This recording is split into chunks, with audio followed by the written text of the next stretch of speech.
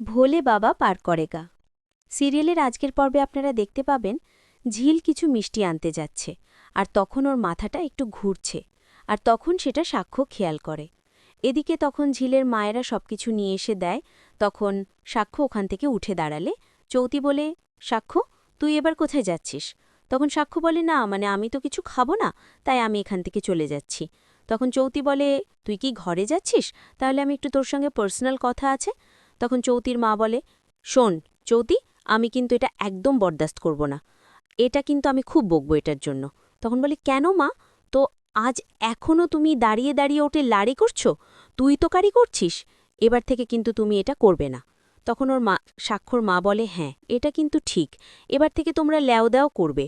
তখন ওর মেজবনি বলে, দিদিভাই আজকের দিনে দাঁড়িয়ে বউ বরকে তুই তো কারি করে গো, এটা এখন স্টাইল ফ্যাশন হয়ে গেছে।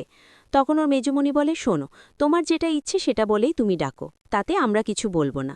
তখন সাক্ষর মা বলে, হ্যাঁ তুমি শুধু আমাদের বাড়িকে বউ হয়ে আসো, আর আমাদের সংসারটা তুমি দেখো, আমরা এটাই চাই।